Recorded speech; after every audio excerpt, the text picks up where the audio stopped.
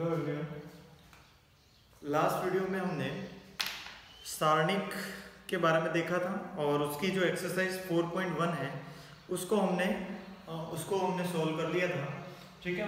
और उसके आगे हम बढ़ते हैं अब और सारणिक के प्रगुण जो हैं उसकी हम बात करेंगे, ठीक है। सारणिक के प्रगुण जो हैं उसके क्या क्या उसकी प्रॉपर्टीज हैं, क्या क्या गुण इसके होते हैं, उसके बारे में आज हम इस वीडियो में बात करने वाले हैं, ठीक है। और उनको हम देखने वाले हैं, ठीक है। उससे पहले एक बात बता देता हूँ मैं आपको कि आपके जो इसके बाद एक्सरसाइज आएगी 4.2 और मिसेलेनियस एक्सरसाइज, उसके जो क्वेश्चंस हैं वो मैं उसके लिए आपके हिंदी मीडियम का कोई अलग से वीडियो नहीं बनाऊंगा। उसके लिए आप इंग्लिश मीडियम के आप वीडियो देखें तो उसमें आपको इजीली क्वेश्चन सॉल्यूशन करवाया है, तो वो आप लोग देख लेना। और उसके बाद अगर कोई डाउट्स आते हैं तो आप लोग मुझे कमेंट बॉक्स में लिख सकते हो, ठीक है। मुझे पर्सनली भी बता सकते हो, ठीक है। इस व्हाट्सएप नंबर पे आप सेंड कर सकते हो। अगर किसी भी तरीके का क्वेश्चन हो, किसी भी तरीके का क्वेश्चन है आपका, ठीक है, तो 9571279883 इस नंबर पर आप अपना क्वेश्चन सेंड कर सकते हो इस टॉपिक्स जो आपके हुए हैं उससे रिलेटेड, ठीक है। उससे पहले मैं कहूँ तो आपके जो मैट्रिक्स जो चैप्टर था, मतलब आव्यूह का जो पार्ट था चैप्टर 3, उसके भी अगर आपके कोई डाउट्स हैं तो वो भी आप जल्द से जल्द सेंड करें, क्योंकि जैसे ही आपका ये कंप्लीट होता है लगभग 1 या 2 दिन के अंदर बाद ही 1 दिन या 2 दिन के अंदर आपके उस टॉपिक का जो डाउट की जो डाउट्स हैं उनके हम क्वेश्चन सॉल्व कर लेंगे और उनको हम क्लियर करेंगे, ठीक है। और उसके बाद आपके जो सारणिक चैप्टर है उसका भी कंप्लीट हो जाएगा, उसका भी आपके डाउट के जो हैं उसके हम क्लास लगाएंगे और उसको कंप्लीट कर लेंगे। तो आपके 2 चैप्टर कंप्लीट ऑनलाइन क्लासेस के अंदर आपके 2 चैप्टर कंप्लीट हो जाएंगे, ठीक है। तो और इस वीडियो को ज़्यादा से ज़्यादा आप लोग शेयर करें और जिससे हिंदी मीडियम के ज़्यादा से ज़्यादा बच्चे जो है उसका फ़ायदा ले सकें। आप में चाहे वो हमारे स्कूल लिटिल एंजल स्कूल से हो या किसी अदर स्कूल से हैं, तो फिर भी अगर आप लोग ये वीडियो देख रहे हो तो आप कमेंट सेशन में अपने स्कूल का नाम, अपना नाम ज़रूर शेयर करें कि स्कूल नेम और अपना नाम शेयर कर लेना, ठीक है। तो जिससे हमें पता चले कि हाँ ज़्यादा से ज़्यादा लोग इसका फ़ायदा ले रहे हैं, तो हमको और वीडियो बनाने के लिए अप्रिशिएट कर सकते हो आप लोग इस तरीके से कमेंट में लिखकर, ठीक है। तो ज़्यादा टाइम नहीं लेते हुए शुरू करते हैं। आज की जो क्लास है अपने सारणिक के जो प्रगुण हैं उसकी बात हम शुरू करते हैं। तो शुरू करते हैं सारणिक के जो प्रगुण हैं। अब सबसे पहले ये है कि सर हम सारणिक के प्रगुण पढ़ क्यों रहे हैं? तो सारणिक के प्रगुण हम इसलिए पढ़ रहे हैं क्योंकि हमने पहले ये सीखा था कि किसी भी सारणिक को हल हम किस तरीके से करते हैं। तो हल करने के लिए हमने 1x1 यानी कि 1 क्रम का जो सारणिक था, 2 क्रम का सारणिक और 3 क्रम का जो सारणिक है उनको हल करना हमने सीखा था। हल करने को वहां पर हल करना, सारणिक को हल करना किसी एक पंक्ति या किसी एक स्तंभ के सापेक्ष उसको कहा जाता है प्रसार। क्या कहा जाता है? किसी एक पंक्ति के सापेक्ष हल करना, यानी एक पंक्ति के सापेक्ष इसको सॉल्व करना, मतलब उसको क्या जाता है एक पंक्ति के सापेक्ष प्रसार करना कहा जाता है। तो आप कह सकते हो कि पहली पंक्ति के सापेक्ष प्रसार, दूसरी पंक्ति के सापेक्ष प्रसार या जिसके भी सापेक्ष आप प्रसार कर रहे हो वो। लेकिन जब हम इसके प्रसार करते हैं तो प्रसार करने के लिए जो छोटे सारणिक हैं 2x2 और 1x1 में तो कोई दिक्कत ज्यादा आती नहीं है, लेकिन आपका जो 3x3 का जो सारणिक है उसका जो आप प्रसार कर रहे हो, प्रसार मतलब उसको हल करना ही है, एक तरीके से खोल रहे हो उसको, ठीक है। तो उसको जो ओपन कर रहे हो उसको हल कर रहे हो, उस हल करने में थोड़ी सी दिक्कत आ सकती है। उसमें क्या है, अंदर के जो एलिमेंट है वो कुछ उस तरीके से हो, लेंथी उस तरीके से हो जिनकी कैलकुलेशन बढ़ जाए। तो उसके लिए हम क्या करते हैं, उसकी कुछ बेसिक प्रॉपर्टी जो है, इंपॉर्टेंट प्रॉपर्टी जो है, उनके बारे में हम देखकर उनकी उन प्रॉपर्टीज को सीखकर हम उस सारणिक का मान इजी से निकाल सकते हैं, इजीली फाइंड कर सकते हैं, ठीक है, बहुत आसानी से निकाल सकते हैं। इसलिए हमको क्या पढ़ना चाहिए, सारणिक के प्रगुण पढ़ने जरूरी हैं। तो स्टार्ट करते हैं हम सारणिक के प्रगुण। तो मैं सारणिक के प्रगुण आपकी बुक में जो 1 2 3 4 क्रम में दे रखे हैं उसी क्रम में मैं आपको बताने वाला हूँ, ठीक है।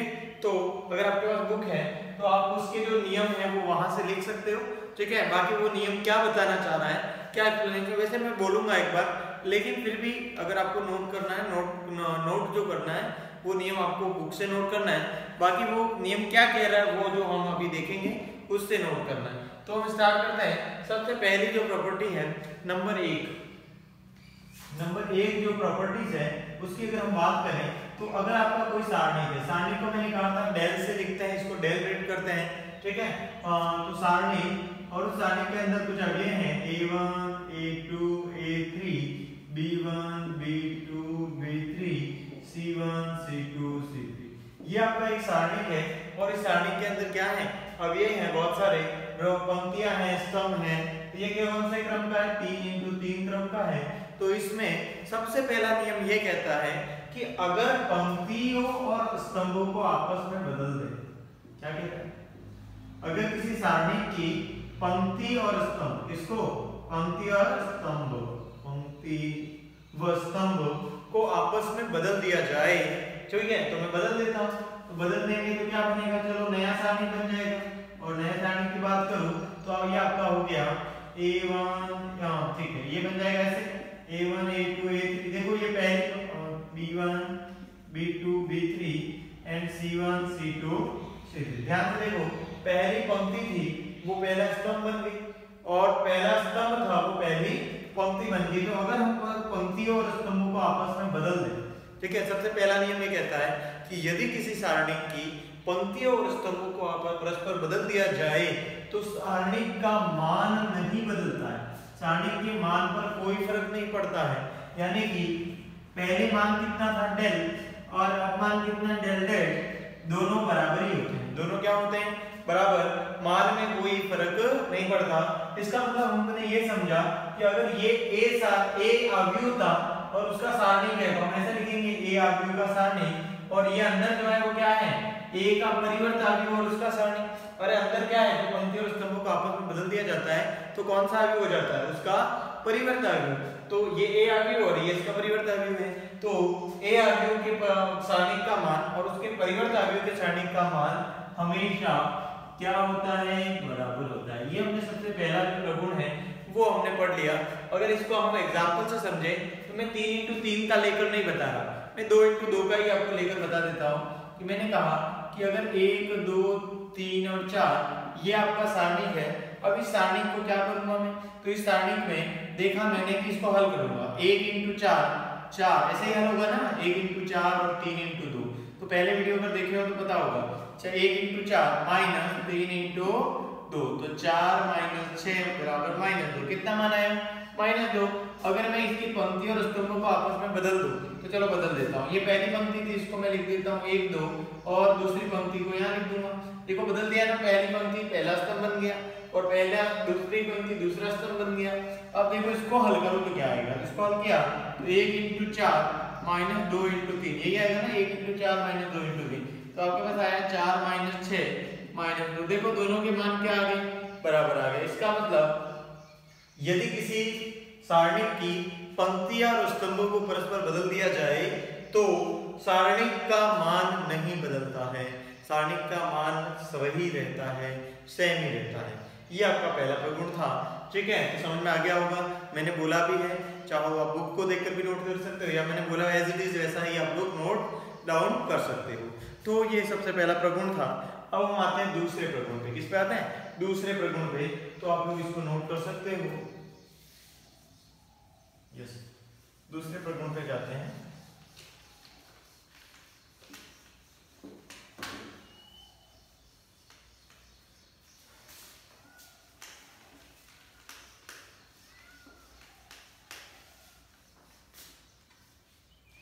हाँ, तो नेक्स्ट अगर हम बात करें A1 A2 A3, ये आपका डेल हो गया, ये आपका क्या हो गया, डेल हो गया।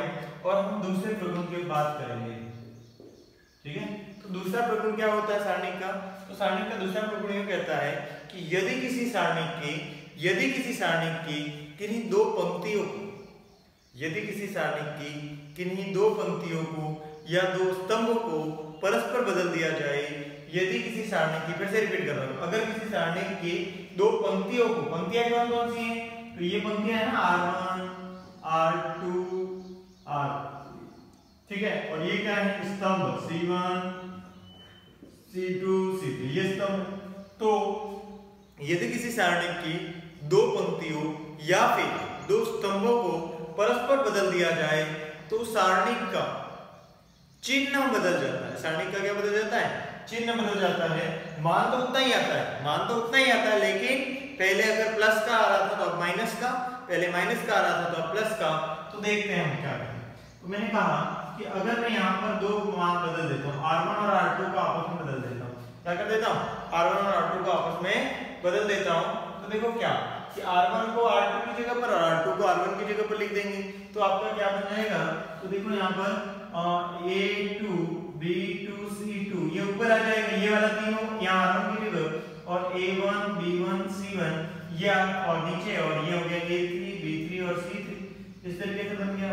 ठीक है, अब ध्यान से देखो कि जब भी किसी सारणी की दो पंक्तियों को आपस में बदला जाएगा या जब भी किसी सारणी की दो स्तंभों को परस्पर बदला जाएगा, ठीक है, एक दूसरे में परिवर्तित कर दिया जाएगा, तो उस सारणी का चिन्ह बदल जाता है। तो अगर पहले डेल मान आ रहा था तो अब जो मान आ रहा है, देखो पहले वाला मान क्या लिख रहे हैं हम? डेल।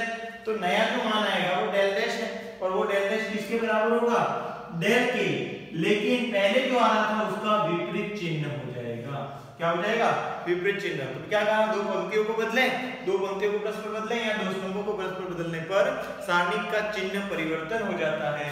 मतलब क्या कि अगर 1 2 3 4 और इसको मैं हल करूं तो क्या आएगा? देखो 4 - 6 माइनस का 2 आएगा। लेकिन अगर मैं दो पंक्तियों को बदल देता हूं, देखो ये पहली पंक्ति और ये दूसरी पंक्ति, ये पहली पंक्ति और ये दूसरी पंक्ति, अब पहली पंक्ति को दूसरी को ऊपर, पहली को नीचे लिख देता हूं। अब मान निकालता हूं, मान निकालूंगा क्या आएगा? देखो तो 3 × 2 - 1 × 4 6 - 4 यानी 2 आया। देखो पहले 2 आया और अब क्या आया? पहले -2 आया था और अब क्या आया? 2 आया। इसका मतलब क्या है आपका कि जब हम पंक्तियों को बदल देते हैं परस्पर तो सारणी का चिन्ह बदल जाता है। या फिर अगर हम स्तंभों को बदले, चलो स्तंभ को बदले, 2 और 4, 2 4 को इधर लिख देता हूँ और 1 और 3 को कहाँ लिख देता हूँ? यहाँ। अब हल करो, देखो तो हल करेंगे तो 2 × 3 - 4 × 1 6 - 4 कितना आ गया? 2 आ गया। तो इसका मतलब यह है कि देखो पहले कितना आ रहा था? -2 और अब क्या आ रहा है? 2 आ रहा है। तो जब हम दो पंक्तियों को परस्पर बदलते हैं या दो स्तंभों को परस्पर बदलते हैं तो सारणी का चिन्ह बदल जाता है, सारणी का चिन्ह परिवर्तित हो जाता है। ये बात समझ में आ गई होगी आप लोगों को। ठीक है, तो ये आपकी कौन सी प्रगुण है? दूसरा प्रगुण कि जब दो पंक्तियों को बदला जाएगा तो चिन्ह बदल जाएगा, दो स्तंभों को बदला जाएगा तो चिन्ह बदल जाएगा। ठीक है, तो नेक्स्ट हम आगे बढ़ते हैं प्रगुण नंबर 3 पे। तीसरा जो आपका प्रगुण है, प्रॉपर्टी है थर्ड, उसकी हम बात करते हैं।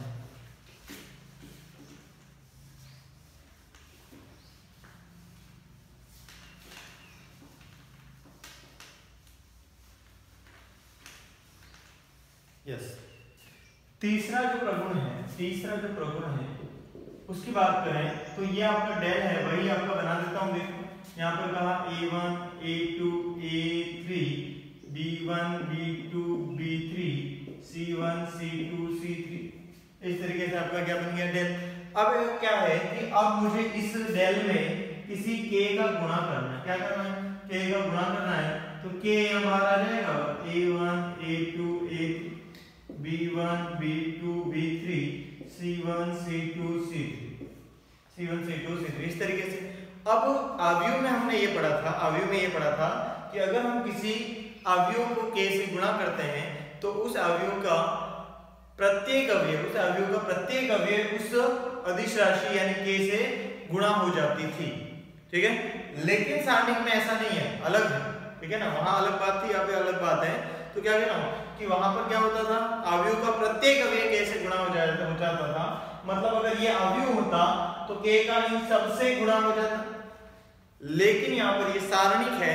सारणी क्यों कहता है कि आपका उस अदिश का गुणा किसी एक पंक्ति या एक स्तंभ में ही कर सकते हो। क्या कहा कि उस k का जो गुणा है वो किसी एक पंक्ति या एक स्तंभ में ही कर सकते हो।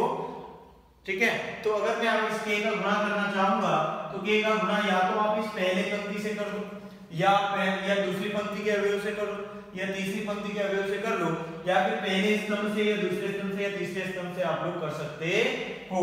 तो चलो मैं क्या कर लूंगा, इस k का गुणा पहली पंक्ति से कर लूं, तो ka1 ka2 ka3 और b1 b2 b3 c1 c2 c3, इसमें गुणा बिल्कुल नहीं होगा। ये कहता है सारणी, या तो आप किसी एक पंक्ति से गुणा कर सकते हो या किसी एक स्तंभ से गुणा कर सकते हो।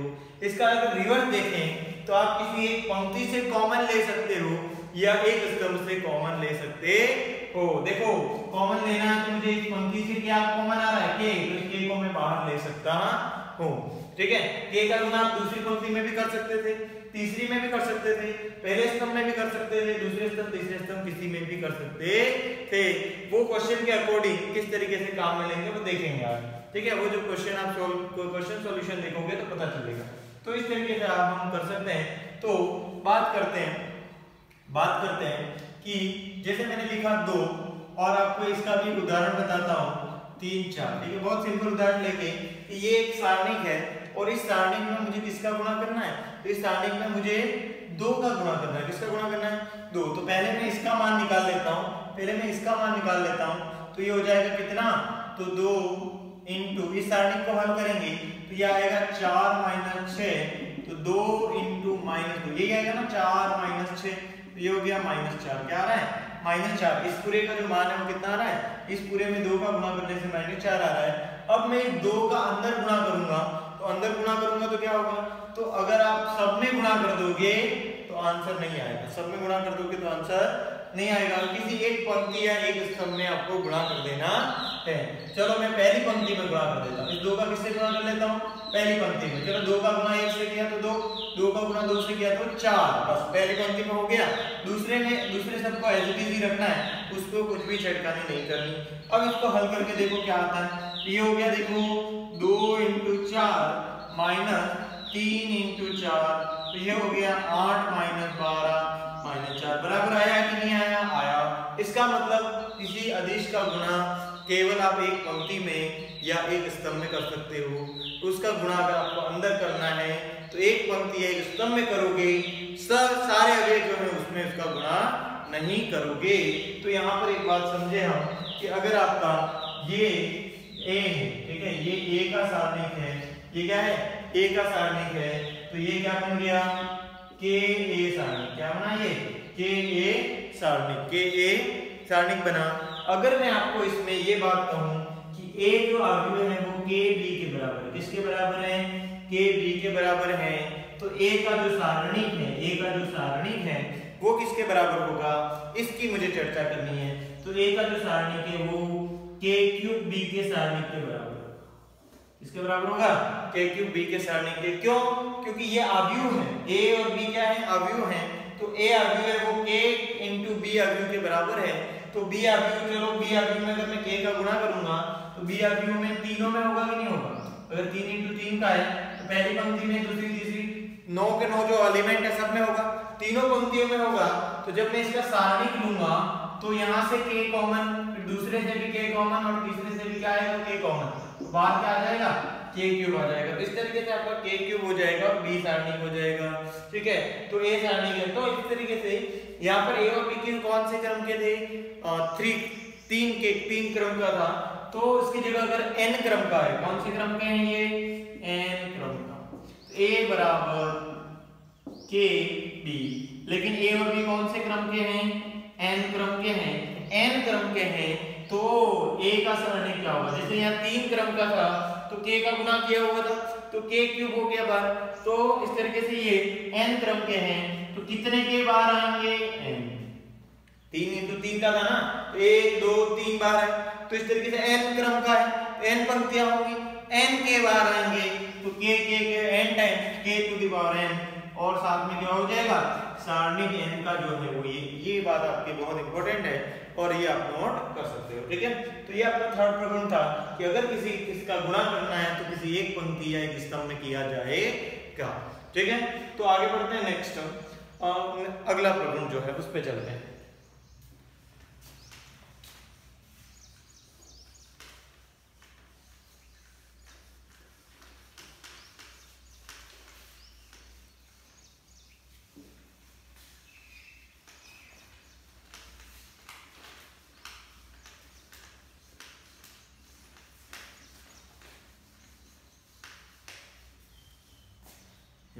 अगला प्रगुण जो है उस पे चलते हैं।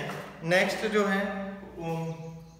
प्रगुण है आपका वो है पांचवा। कौन सा है? चौथा। चार हो गए ना, चार हो गए, ये पांचवा कर देते हैं। चार कौन से मैं रिपीट करवा देता हूँ। सबसे पहले कहा कि पंक्तियों और स्तंभ को बदल दे, पंक्ति और स्तंभ को आपस में बदल दे तो क्या होता है? सारणिक का मान नहीं बदलता है।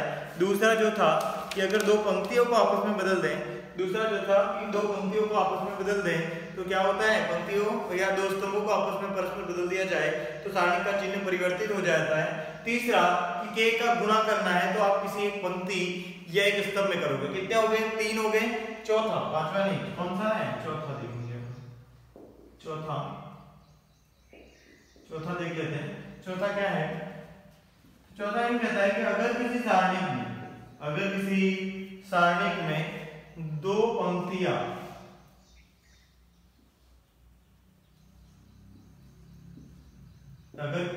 किसी सारणिक में दो पंक्तियां परस्पर समान हो, क्या हो? दो पंक्तियां परस्पर एक जैसी हो, ठीक है, या दो स्तंभ परस्पर एक जैसे हो। देखो दिख रहा है ना, पहली पंक्ति में क्या है? AXB, और तीसरी पंक्ति में भी क्या दिख रहा है? AXB। तो देखा कि AXB है तो उस सारणी का मान जो है वो सदैव 0 आएगा। और यदि किसी सारणी की दो पंक्तियां अथवा दो स्तंभ परस्पर समान हैं, ठीक है, एक जैसे हैं, तो उस सारणी का मान 0 होगा।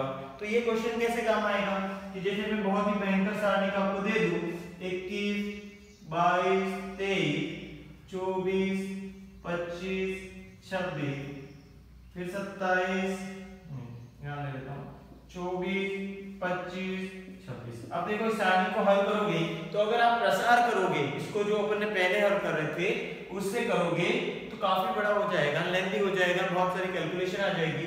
लेकिन अगर हम इस प्रगुण का उपयोग करें कि इस सारणी का मान क्या होगा तो आपको क्या करना है? देखो 24, 25, 26, 24, 25, 26, दो स्तंभ क्या है? समान है। तो जब भी दो स्तंभ या दो पंक्तियां समान होंगी तो उस सारणी का मान 0 होगा। उस सारणी का मान क्या होगा? 0 होगा। ये आपका जो है वो प्रगुण हो गया।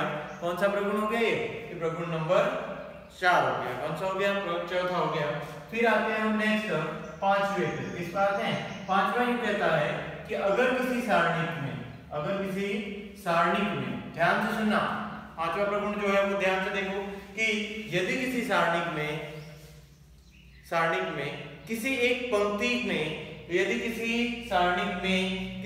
पंक्ति में या फिर स्तंभ में, ठीक है, कोई सारणिक है, उसकी कोई पंक्ति, कोई भी पंक्ति, फर्स्ट, सेकंड, थर्ड, या फिर कोई स्तंभ ऐसा है जिसमें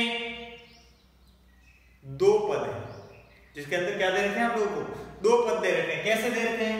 जैसे मैंने कहा कि ये आपका पहला स्तंभ है, इस स्तंभ में दो पद हैं, A1 D1, A2 plus D2 और A3 प्लस D3, फिर है आपका B1 B2 B3 C1 C2 C3। यदि किसी सारणी के किसी स्तंभ या फिर किसी पंक्ति में दो पद है, देखो यहाँ पर ये पहला स्तंभ है, ये कौन सा स्तंभ है? पहला स्तंभ है, प्रथम स्तंभ, और प्रथम स्तंभ में कितने पद है? देखो दो पद दिख रहे हैं ना, दो पद। या फिर किसी एक पंक्ति में भी हो सकता है या किसी एक स्तंभ में भी इस तरीके से दो पद हो सकते हैं। तो अगर इस तरीके से दो पद हैं तो उस सारणी को आप दो अलग अलग सारणी में विभक्त कर सकते हैं। क्या कर सकते हो? दो अलग अलग सारणी में विभक्त कर सकते हो। कैसे विभक्त करोगे? दो पद हैं तो दो सारणी में, तीन पद होंगे तो तीन सारणी में विभक्त हो जाएगा। कैसे विभक्त करेंगे? तो यहाँ पर दो पद है ना, तो यहाँ पर जो दो नए बन रहे हैं, ठीक है, इसी को विभक्त कर रहा हूँ, मान तो उतना ही आएगा, लेकिन आप इसको दो अलग अलग भागों में बांट सकते हो। तो जो पहला है उसमें कैसे लिखोगे? तो यहाँ पर जो पहले पद है वो लिख दो। पहला पद कौन सा है? A1 A2 A3, जो पहले वाले को लिख दिया, और बाकी पूरा एज इट इज लिख दो। D1 वाले दूसरे को छोड़ दो, पहले वाले को लिख दिया, बाकी सारे as it is, B1 B2 B3 C1 C2 C, ठीक है। और दूसरा जो पद इसी में आ रहा था वो दूसरे में लिख दो, D1 D2 D3, और बाकी सब as it is, B1 B2 B3 और C1 C2 C3। तो ये जो है ये भी आपके बहुत काम में आ जाता है, ठीक है ना। क्वेश्चन को सॉल्व करने में ये भी बहुत काम में आता है, ठीक है। तो उसकी भी हम बात कर सकते हैं। चलो एक एग्जांपल में बताता हूँ किस तरीके से ये आपका इजीली सॉल्व करेगा। तो हमने एक प्रॉपर्टी पढ़ी थी चौथी, जिसमें क्या कहा था, दो स्तंभ समान हो तो उसको हम क्या कहेंगे, उसका मान 0 होता है।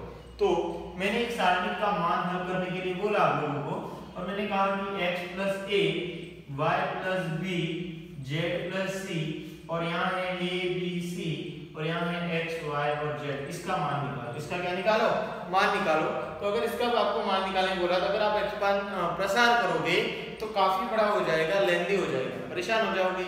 लेकिन अगर हम उसकी जगह पर, अगर प्रसार में उसकी जगह पर हम क्या करें, कुछ आइडिया लगाएं, कुछ प्रॉपर्टीज यूज करें। तो यहाँ पर दिख रहा है ना 2 पद हैं, तो 2 सारणी को हमें तोड़ सकते हो, ठीक है। हल करते देखो, तो एक तो हो जाएगा x y z, फिर जो हो गया a b c, देखो x y z लिख दिया, फिर a b c और x y z प्लस दूसरे में क्या होगा, दूसरा पद लिखो a b c, फिर a b c, फिर x y z, ऐसा लिखेंगे। इससे क्या बेनिफिट होगा, तो इससे बेनिफिट देखो बहुत सारा हो गया, क्योंकि देखो 2 स्तंभ समान है, यहाँ 2 स्तंभ समान है, जिसका मान क्या होगा 0, और यहाँ पर 2 स्तंभ समान है, तो इसका भी मान क्या होगा 0। तो इस पूरे का मान जो है वो क्या आ गया 0। देखो 3 स्टेप में खत्म हो गया, ठीक है ना, 2-3 स्टेप में। और वहां पर बहुत सारा बड़ा लेंथी कैलकुलेशन ही कैलकुलेशन, तो वो करने की जरूरत नहीं पड़ेगी। ये हमने पढ़ ली है प्रॉपर्टी नंबर 5 जो है आपकी, वो हमने कंप्लीट कर लिया, ठीक है।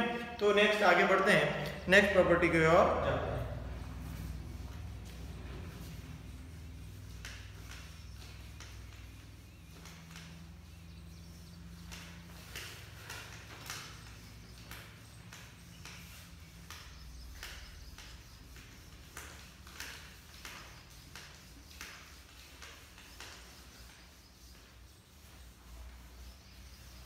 यस, तो आगे बढ़ते हैं। नेक्स्ट जो प्रॉपर्टी है वो क्या कहती है, वो ये कहती है कि जैसे आपका पास में एक डेल है, क्या है डेल, ठीक है। प्रॉपर्टी नंबर कौन सी हो गई 7, 5 हो गई थी ना, कौन सी हुई थी लास्ट आपके हो गई थी 5वीं। अब ये छठी प्रॉपर्टी ये कहती है कि अगर आपके पास डेल है a1 a2 a3 b1 b2 b3 c1 c2 c3, इस तरीके से आपके पास एक सारणिक है और एक दूसरा सारणिक है, एक दूसरा सारणिक है, ठीक है। एक दूसरा सारणिक है, वो कैसा है, ध्यान से देखना कि एक दूसरा जो सारणिक है वो कैसा है। तो वो इस तरीके से है कि एक तो आपका ये प्रथम स्तंभ है, जैसे मैं प्रथम स्तंभ को सेलेक्ट कर रहा हूं, ठीक है।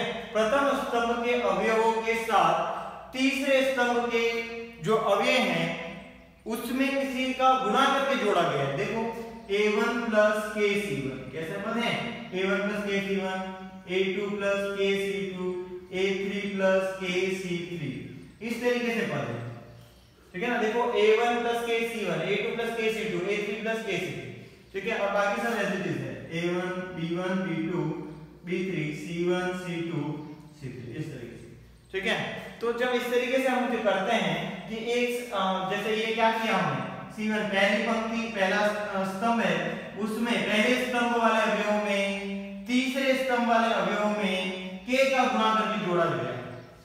पहले स्तंभ के अवयव में तीसरे स्तंभ के अवयव में, पहले स्तंभ तीसरे स्तंभ, या फिर ऐसा कह देते, चलो तीसरे स्तंभ के अवयव में k का गुणा करके पहले स्तंभ के अवयव को जोड़ा गया है, वो यहाँ पर लिखा है। ऐसा ही कुछ लिखा है। तो ऐसा जब भी लिखा हुआ होगा, ऐसा जब किया जाएगा, चाहे वो पंक्तियों में हो चाहे वो स्तंभों में हो, ठीक है। ऐसा जब किया जाएगा, जोड़ा जाएगा, क्या किया जाएगा, जोड़ा जाएगा। ऐसी स्थिति में सारणिक का मान नहीं बदलता। अरे सारणिक का मान नहीं बदलता, हमने इसमें k का गुणा, इसमें 2 का गुणा करके इसमें जोड़ दिया, ठीक है। यहाँ चलो 2 था, यहाँ 4 था, और यहाँ 4 में 2 का किया तो 8 और 2 10 कर दिया, क्या कर दिया 10, और तो यहाँ पर 10 बन गया। यहाँ पर 10 बनने से भी सारणिक के मान में कोई फर्क नहीं पड़ेगा, ठीक है। तो कैसे, इसको प्रूव भी करवा देता हूं मैं। देखो क्यों नहीं पड़ने वाला फर्क, ठीक है। कोई इफेक्ट क्यों नहीं पड़ता, तो वो इसलिए नहीं पड़ता क्योंकि del1 बराबर, यहाँ पर देखो इसको मैं हल करता हूँ, इसको मैं हल करके बताता हूँ कि a1 प्लस k c1 है। a2 तो यहाँ पर देखो जो पहला स्तंभ है उसमें कितने पद हैं, 2 पद हैं, और 2 पद होते हैं तो उनको अलग कर सकते हैं। अभी हमने एक प्रॉपर्टी पढ़ी थी, प्रगुण पढ़ा था, तो अलग करते हैं। अलग करेंगे तो क्या लिखेंगे, a1 a2 a3 b1 b2 b3 और c1 c2 c3, यही पढ़ते हैं। प्लस क्या करेंगे, k c1 k c2 k c3 और b1 b2 b3 ये एज इट इज लिखोगे, c1 c2 c3 ये भी आप एज इट इज लिखोगे। अब इसमें ध्यान से देखो, ये जो वैल्यू किसके बराबर है, del 1 पर del डैश बराबर, और ये हो गया, ये जो मान है वो तो del के बराबर है, ये और ये तो सेम बन गया ना, तो इसको तो मैं del लिखूंगा। लेकिन इस मान की बात करूं तो इस मान में देखो k कॉमन आ रहा है। पहले स्तंभ में कौन है, देखो k, पहले स्तंभ में कौन है, k जो है वो आ रहा है, जो तीनों में कॉमन है। तो हमने एक और प्रगुण पढ़ा था कि सारणी के अंदर कॉमन अगर लेना है तो किसी एक पंक्ति से लेना पड़ेगा, किसी का गुणा करना है तो किसी एक पंक्ति से या स्तंभ से गुणा करना पड़ेगा।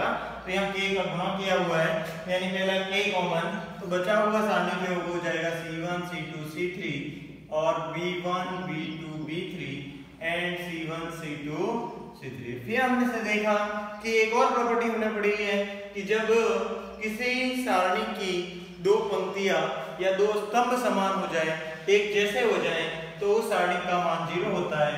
तो del z बराबर del प्लस k इंटू इस सारणी का मान क्या हो गया, 0, तो del z बराबर क्या हो गया, del। तो ये जो सारणी था उसका मान इसके क्या होगा, बराबर होगा।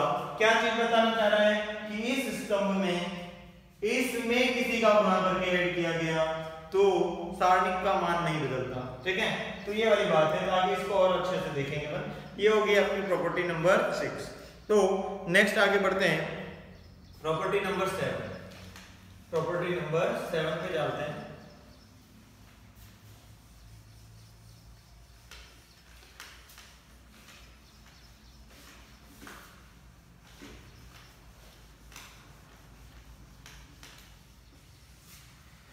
ठीक है, हाँ, तो प्रॉपर्टी नंबर 7 क्या कहती है कि फिर से वही मैं लिख देता हूँ del, क्या लिख दिया मैंने, del लिख दिया, या फिर del लिख देता हूँ, ये लिख दिया del।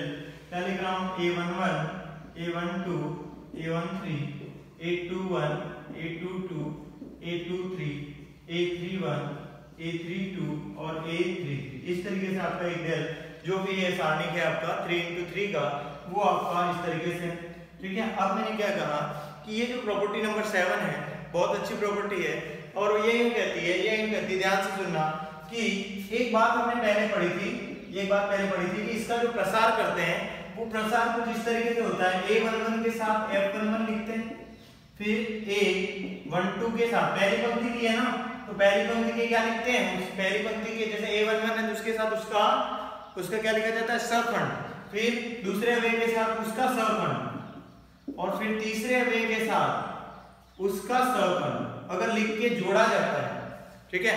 मतलब अवयव क्या कर रहे हैं हम, अवयव इंटू सहखंड, अवयव इंटू सहखंड का गुणा करके क्या लगा रहे हैं, सिग्मा, बताया था ना, सिग्मा लगाते हैं। तो सिग्मा जब लगाते हैं, जोड़ते हैं, तो ये क्या होता है, उस सारणी का मान बताता है, उस सारणी का हल बताता है, उस सारणी का मान कितना आएगा ये चीज बताती है। पर अभी हम ये बात नहीं कर रहे, अभी हम कह रहा हूं कि अगर आप अवयव तो पहली पंक्ति के लो, अवयव किसके ले लो, R1 के, और अवयव किसके ले लो, R1 के, और सहखंड किसके लो, सहखंड दूसरी पंक्ति के ले लो, किसके ले लो, सहखंड किसके ले लो, R2 के, और फिर इस तरीके से गुणा करके जोड़ें, तो कैसे, तो R1 में कौन है बोलो, A11 के साथ सहखंड किसका लोगे, R2 का, तो F21 लिख लो।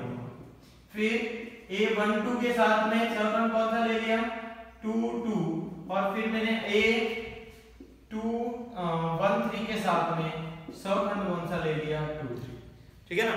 पहली पंक्ति के तो ले लिए मैंने अवयव, और दूसरी पंक्ति के ले लिए सहखंड। तो इस तरीके से गुणा करके जब जोड़ा जाता है तो मान क्या आता है, 0 आता है। ठीक है, एक बार बता देता हूं कि पहला तो ले लेता हूं मैं स्तंभ, अवयव किसके ले लेता हूं, अवयव C1 के, और सखंड हम ले लेते हैं, सखंड ले लेते हैं C2 के, ठीक है, या C3 के ले लेते हैं। तो पहली पंक्ति क्या है, पहले स्तंभ क्या है, A11 A21 और A31, ये तो पहली पंक्ति के अवयव, और उसके साथ में उसके सखंड नहीं लेके, A11 है तो उसका सखंड नहीं लेके मैं किसके सखंड ले रहा हूं, C3 के, तो A13 आ रहा है ना, तो उसका सखंड हो जाएगा F13 प्लस फिर F23 प्लस F33, इस तरीके से ले रहा हूं, सखंड इसके अवयव इसके, ऐसे गुणा करके मैं जोड़ रहा हूं, तो मान क्या आएगा, 0 आएगा। लेकिन जो अवयव है जिस पंक्ति का, उसी के सखंड से करते हैं तो मान किसका आता है, उस सारणी का मान आता है, जबकि अदरवाइज क्या होता है, हमेशा 0 होता है, ठीक है। तो ये आपकी कौन सी प्रॉपर्टी थी, प्रॉपर्टी नंबर 7, ठीक है, प्रॉपर्टी नंबर 7। नेक्स्ट पे आते हैं प्रॉपर्टी नंबर 8। प्रॉपर्टी नंबर 8 जो है वो भी बता देता हूं, बहुत इजी प्रॉपर्टी है। ये यूं कहती है कि अगर आपकी सारणी के अंदर कोई एक पंक्ति या स्तंभ, यदि आपके सारणी के अंदर कोई एक पंक्ति या फिर स्तंभ के सभी अवयव शून्य हैं, के सभी अवयव क्या हैं, शून्य हैं। जैसे मैंने कहा कि आपका ये पहली पंक्ति के अवयव 0, बाकी यहाँ पर A B C और X Y Z ऐसे कोई भी सारणी दे रखा है, अगर मुझे इसको हल करना है, इसका मान निकालना है, तो हमेशा यदि किसी सारणी की कोई पंक्ति के अवयव, किसी पंक्ति के अवयव के किसी पंक्ति के सभी अवयव या किसी स्तंभ के सभी अवयव शून्य ही हैं, तो उस सारणी का मान भी शून्य होता है, उस सारणी का मान भी क्या होता है, शून्य होता है, ठीक है। तो ये आपका प्रगुण था, कौन सा, ये 8वां प्रगुण था। जैसे मैंने लिखा एक क्वेश्चन 2 3 4 5 6 7 और 0 0 0, अब पूछा इस सारणी का हल करो, तो इस सारणी का हल क्या करें, इस सारणी का मान ही 0 आएगा, क्योंकि हम इस तीसरी पंक्ति के सापेक्ष इसका जब प्रसार करेंगे तो 0 0 0 0 ही मान आ जाएगा, इसलिए ये 0 हो गया। तो जब किसी सारणी की कोई पंक्ति के अवयव या किसी स्तंभ के अवयव सभी शून्य हैं, तो उस सारणी का मान भी शून्य होता है। ये हमने देख लिया, कौन सा प्रगुण देख लिया, हमने प्रगुण देख लिया 8वां प्रगुण जो था वो हमने अच्छे से देख लिया। अब हम आगे बढ़ते हैं प्रगुण नंबर 9, ठीक है, 9 पर चलते हैं। 9वां प्रगुण क्या कहता है,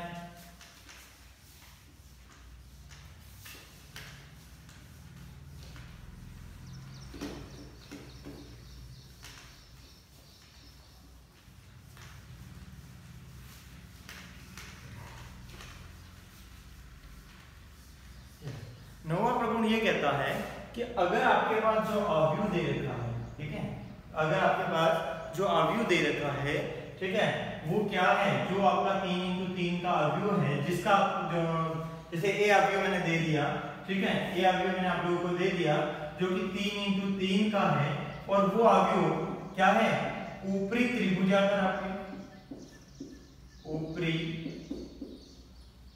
त्रिभुजाकार अवयव, ठीक है, या फिर मैं यूं कहूं कि केवल त्रिभुजाकार अवयव, कौन सा अवयव है वो, त्रिभुजाकार, ठीक है, त्रिभुजाकार,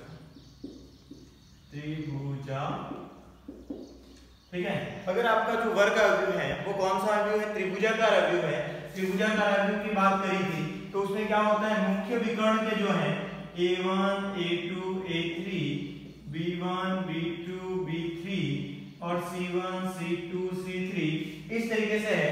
अगर इस अवयव कैसा है, त्रिभुजाकार है, तो त्रिभुजाकार है तो एक तरफ के अवयव क्या हो जाएंगे, 0 हो जाएंगे, ठीक है। तो एक तरफ को कोई भी हो सकता है ना, मुख्य विकर्ण के ऊपर के भी या मुख्य विकर्ण के नीचे, जैसे मैं लिख दूं A B C X Y Z और ये हो गया 0, क्या हो गया 0, LM लिख लेता हूं, ठीक है, LM। इस तरीके से अवयव दे रखे हैं, तो ये कौन सा है, तो ये कौन सा हो गया, निम्न त्रिभुजाकार अवयव या निचला त्रिभुजाकार अवयव जो है वो हो गया आपका। और या फिर अगर मैं इसी एक और अवयव लिखता हूं बी अवयव, कौन सा अवयव लिखता हूं, बी अवयव, जो कि इस तरीके से है ALM, और यहाँ ऊपर के अवयव क्या है 0 और नीचे के हैं एक्स वाई जेड। इस तरीके से आपके अवयव है, ठीक है। तो ये भी 3 इंटू 3 का ऊपरी त्रिभुजाकार अवयव है, ठीक है। तो ऊपरी त्रिभुजाकार है, ये कौन सा है, निम्न त्रिभुजाकार, और ये है ऊपरी त्रिभुजाकार। क्यों है, क्योंकि ये त्रिभुज ऊपर की ओर बन रहा है और ये त्रिभुज बना लो किस तरफ बन रहा है, नीचे की ओर बन रहा है, ठीक है। याद आ रहा होगा, बताया था ये मैट्रिक्स में और आगे में हमने पढ़ा था। तो ये ऊपरी त्रिभुजाकार है, ये निचला त्रिभुजाकार, निम्न त्रिभुजाकार है।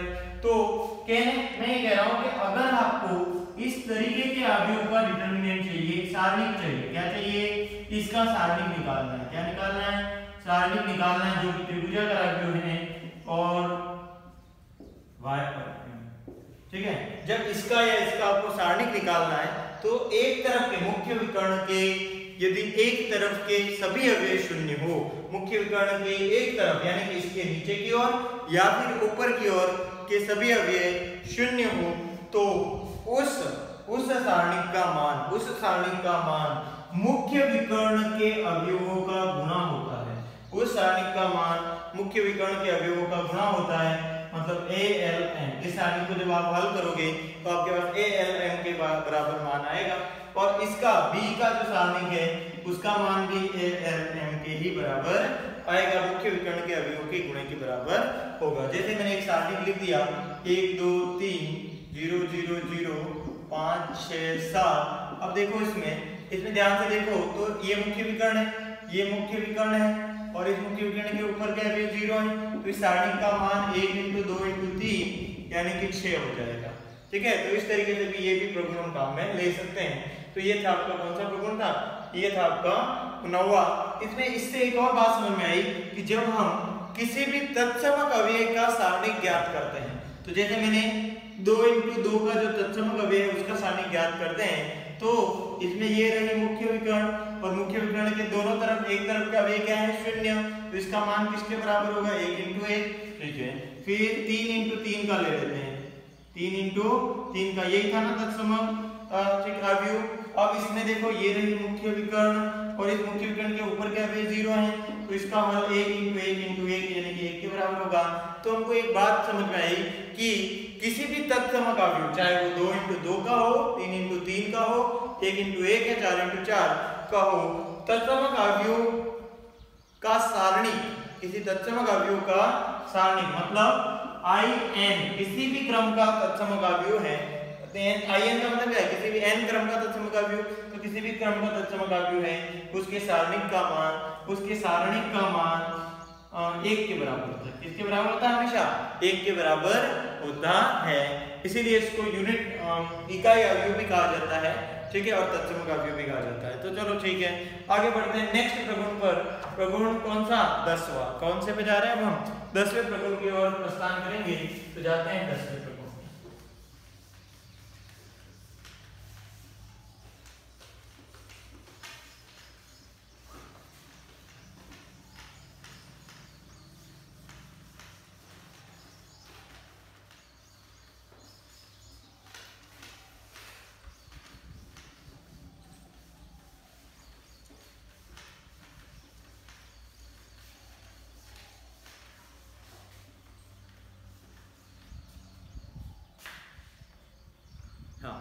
तो अब हम बात करेंगे 10वां जो प्रगुण है वो क्या कहता है, वो कहता है अगर कोई सारणी इस तरीके के रूप में, कौन से रूप में, ध्यान से देखना कि 1 1 1, ठीक है, 1 1 1, फिर A B C, देखो A B C, फिर इसके square A square B square C square, ठीक है। पहले क्या है 1 1 1, फिर A B C, फिर उनके स्क्वायर यानी कि A square B square C square हो, तो उस आकृति का हल क्या होगा, उस आकृति का हल बहुत सिंपल है, A B C है ना, ठीक है। कैसे करना है, A minus B, B minus C, C minus A, answer हो जाएगा A minus B, B minus C, C minus A, ठीक है। तो ये इसका आंसर होता है। तो ये प्रगुण भी आप लोगों को ध्यान रखना है।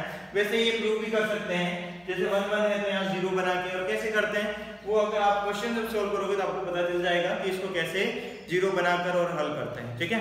तो ये आपका 10वां प्रगुण समझ में आ गया होगा कि 1 1 1 हो, A B C हो, A square B square C square हो, तो इसका हल A minus B, B minus C और C माइनस A के बराबर होता है, ठीक है। तो ये समझ में आ गया होगा। नेक्स्ट देखते हैं ठीक है, ये हमने पढ़ लिए सारे इसके जो प्रगुण थे उनकी हमने अच्छे से बात कर ली। ठीक है, अब हम पढ़ने वाले हैं संक्रिया। क्या पढ़ने वाले हैं कि इन पर संक्रिया किस तरीके से की जा सकती है। ये जो सारणिक है उसके अंदर हम दो पंक्तियों या दो स्तंभों के ऊपर किस तरीके से संक्रिया लगा सकते हैं। ठीक है, संक्रिया। ठीक है, क्या कहेंगे, संक्रिया का जो पॉइंट है ये भी बहुत इंपॉर्टेंट रखता है। संक्रिया यूं कहती है कि अगर आपके पास कोई सारणिक है क्या, ठीक है, तो उस सारणिक में आप कुछ a1 a2 a3 b1 b2 b3 c1 c2 c3, ठीक है, उस सारणिक में आप कुछ संक्रियाएं दो पंक्तियों को आपस में जोड़ के या घटा के या उसमें आपस में इंटरचेंज करके या जो भी चीज हम कर रहे हैं तो उस तरीके से हम उसको थोड़ा सरल बना के भी हल कर सकते हैं। ठीक है, तो जैसे उनमें क्या क्या संक्रिया होती है, तो सबसे पहले जो होती है वो तो आपकी ये होती है कि जब हम दो पंक्तियों को आपस में बदलते हैं तो दो पंक्तियां कौन सी हैं आपकी, r1 r2 r3, ठीक है, और स्तंभ कौन से हैं, c1 c2 c3। ठीक है, अब मैं यहाँ लिख देता हूँ कि नंबर 1। ठीक है, अब देखो क्या कि इसमें क्या होती है, एक तरीका तो वो कि जब दो पंक्तियों को आपस में बदल दिया जाए या दो स्तंभों को आपस में बदल दिया जाए तो बदलते हैं चीज को कैसे आप लिखोगे। ऐसा पूरा नहीं लिखना है कि पंक्तियों को आपस में बदलने पर या स्तंभों को आपस में बदलने पर, आपको लिखना है बस छोटी सी बात कि आपने जैसे पहली पंक्ति को और दूसरी पंक्ति को आपस में बदल रहे हैं तो एरो लगा देना है और इस तरीके से ये सिंबल इस तरीके से यूज किया जाता है। ये क्या बताता है कि r1 r2 की जगह पर और r2 r1 की जगह पर आ गया आपका। ठीक है, अगर आप दो स्तंभों को बदल रहे हो जैसे c1 और c3 को आपस में बदल रहे हो, ठीक है, तो वो किसको बताएगा, इस तरीके से ये चिन्ह आपका बताएगा। और ध्यान रखना है इस चिन्ह में क्या होता है, तो पहले अगर डेल मान था, पहले का मान जो था वो अब के मान से क्या हो जाएगा, माइनस डेल हो जाएगा। क्या हो जाएगा, माइनस डेल आपका हो जाएगा। ठीक है, अब हम बात करते हैं दूसरे पॉइंट की कि दो पंक्तियों को आपस में जोड़ना घटाना और उनकी बात करते हैं। तो इसके लिए मोस्ट इंपोर्टेंट बात यह है कि जब आप जोड़ते घटाते हो, ठीक है, जो करेंगे वो कैसे करेंगे देखेंगे, लेकिन पहले मैं कह रहा हूँ संक्रिया लगाते टाइम आपको क्या ध्यान में होना चाहिए, माइंड में क्या सेट होना चाहिए। पहली बात कि आप जोड़ोगे या घटाओगे या कोई भी ऑपरेशन करने वाले हो तो आप उस ऑपरेशन के थ्रू बदलोगे किसमें। ठीक है, सबसे पहले बदलोगे किसमें, मैं कह रहा हूँ कि जैसे पंक्तियों में दो पंक्तियों में आपस में क्या कर रहे हो, जोड़ रहे हो, दो पंक्तियों को क्या कर रहे हो, जोड़ रहे हो। जैसे मैं पहली पंक्ति और दूसरी पंक्ति को जोड़ रहा हूँ, ये पहली पंक्ति और दूसरी पंक्ति के अवयव को जोड़ दिया, a1 + a2 b1 + b2 c1 + a2, वो तो आ गया, लेकिन लिखोगे कहां पर, ठीक है, वो a1 + a2 कहां पर लिखोगे, तो वो चीज यहां पर लिखी जाती है जिसमें आप चेंज करते हो, जिसको बदलते हो। तो ये दो पंक्ति हैं तो इन दोनों में से किसी एक को बदलना पड़ेगा। तो जैसे मैं कह देता हूं r1 में बदल रहे हैं, किसमें बदल रहे हैं, r1 में, तो r1 वाली जो पहली पंक्ति है उस जगह पर वो ये दोनों का योग करके लिखना पड़ेगा। ठीक है, तो जैसे ये करोगे तो ये क्या बन जाएगा, तो a1 + a2 b1 + b2 और c1 + c2 जो बदलाव हुआ है वो कहां किया है, वो r1 वाली पंक्ति में किया है, तो ये रहा। और क्या बदलाव किया है, तो r1 + r2 करके लिखा है, बाकी सब तो एज इट इज रह जाएंगे। ठीक है, c2 a3 b3 और c3 इस तरीके से आपका बनेगा। तो जो हम संक्रिया करते हैं ये वाली, इसमें क्या कर रहे हैं, हम दो पंक्ति को जोड़ रहे हैं, जोड़ने के बाद रिजल्ट किस में लिखना चाह रहे हैं, r1 में तो r1 में और r2 में लिखना चाह रहे हैं तो r2 में। हम ऐसे भी जोड़ सकते हैं कि दो का गुणा करके जोड़ दें, ठीक है, लेकिन ध्यान क्या रखना है वो मैं अब लिख रहा हूं। ध्यान से देखो कि मुझे ri वाली पंक्ति में अगर बदलाव करना है, कौन सी पंक्ति में बदल कर कहां लिखूंगा, देखो जैसे r1 लिखा है ना, तो मैंने बदलाव कहां लिखा, r1, बाकी सब जगह पर एज इट इज लिखा है। तो ri जिसमें आपको बदलना है, ठीक है, जिसमें आपको बदलना है वो आपको यहाँ एज इट इज रखना। जब भी आप संक्रिया लगाओगे, दो को जोड़ो घटाओ कुछ भी करो, लेकिन जिसमें आप बदल रहे हो वो एज इट इज आएगा। उसके बाद आप चाहो तो जोड़ो या घटाओ किसी दूसरी पंक्ति को, ठीक है, फिर आप चाहो तो जोड़ो या घटाओ किसी दूसरी पंक्ति को, ठीक है, या तो सीधा जोड़ दो या k से गुणा करके फिर जोड़ो, या इस तरीके से जो भी आप करना चाहो कर सकते हो। ठीक है, तो बात करता हूं मैं दूसरा, इसी तरीके से ये चीज स्तंभ में भी कर सकते हो। एक वो स्तंभ जिसमें आपको बदलाव करना है, वो ये संक्रिया लगाते टाइम आपको ये ध्यान रखना है। फिर क्या करेंगे, तो ये एज इट इज रहेगा, इसको अंदर आप किसी का मल्टीप्लाई वगैरह नहीं करोगे और उसके साथ k का मल्टीप्लाई और दूसरा आप जो इसके साथ जोड़ना चाहते हो या घटाना चाहते हो वो लिख देंगे। ठीक है, एक क्वेश्चन छोटा सा करके बताता हूं और इस चीज को हम क्लियर करते हैं। तो देखो क्या, ध्यान से देखना, जैसे मैंने लिखा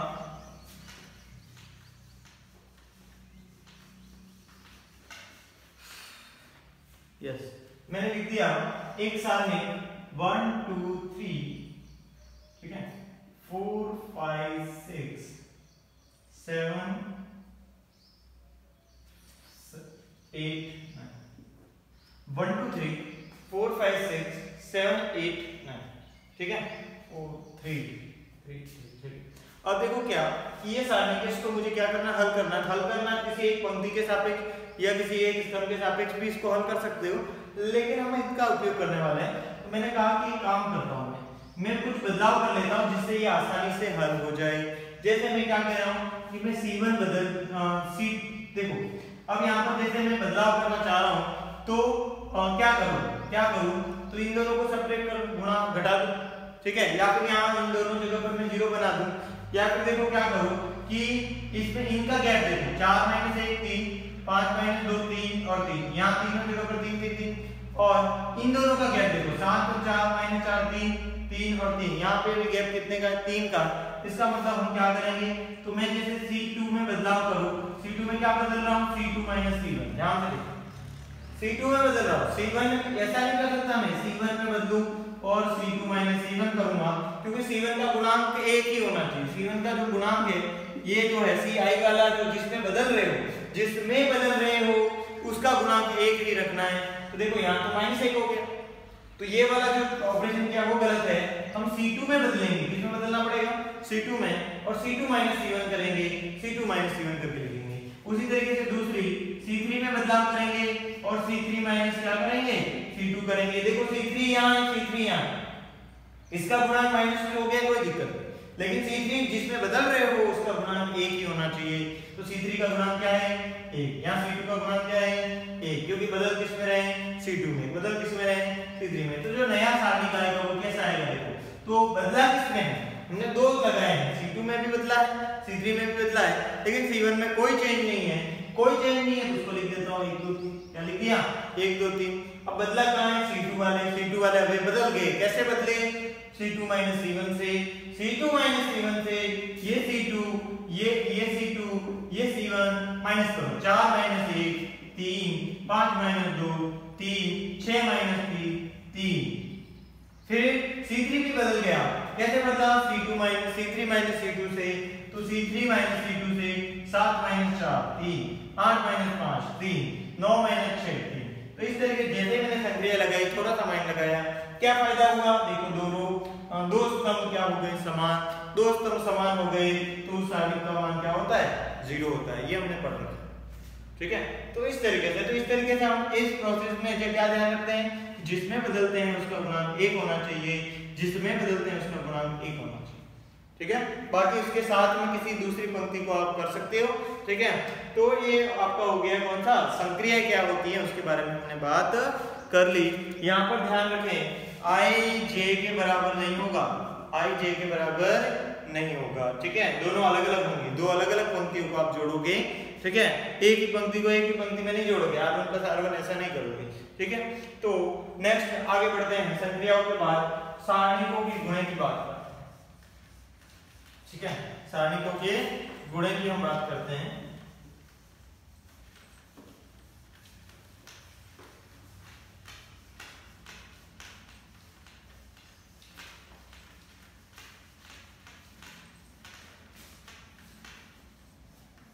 यस, तो जैसे मैंने सारणिकों के गुणे के लिए बात कर रहा हूं, तो पहले लेते हैं हम 2 × 2, इस क्या लेते हैं 2 × 2 क्रम के जो सारणिक हैं उनकी बात करते हैं। तो 2 × 2 क्रम के सारणिक हैं A1 A2 B1 B2 का गुणा करना है α1 α2 β1 β2, इस फॉर्मेट में इन दोनों का गुणा करना है।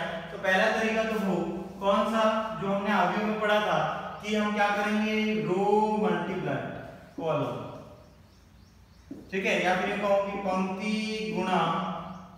पंक्ति गुणा स्तंभ। पंक्तियों का गुणा, प्रथम पंक्ति दूसरे का स्तंभ, और वो पढ़ा था ना जो अवयव का गुणा पढ़ा था, बस वही। तो पहला तो ये तरीका है कि हम अवयव के गुणे से इन दोनों का क्या कर लें, गुणा कर लें। तो रो मल्टीप्लाई कॉलम, क्या कहेंगे इसको, रो मल्टीप्लाई कॉलम। पहला कौन सा तरीका कर रहे हैं, रो मल्टीप्लाई कॉलम। उस तरीके से भी इनका गुणा कर सकते हैं। तो पहली पंक्ति का पहले स्तंभ से करो, पहली पंक्ति का तो a1 अल्फा 1 और b1 अल्फा 2। फिर पहली पंक्ति का दूसरे स्तंभ से तो a1 beta 1 plus b1 beta 2। फिर दूसरी पंक्ति का पहले स्तंभ से तो a2 alpha 1 plus b2 alpha 2। फिर दूसरी पंक्ति का दूसरे स्तंभ से तो a2 beta 1 plus b2 beta 2। और ये जो है वो इस तरीके से गुणा हो जाएगा। लेकिन इसमें एक और तरीके से गुणा हो सकता है कि रो इंटू रो।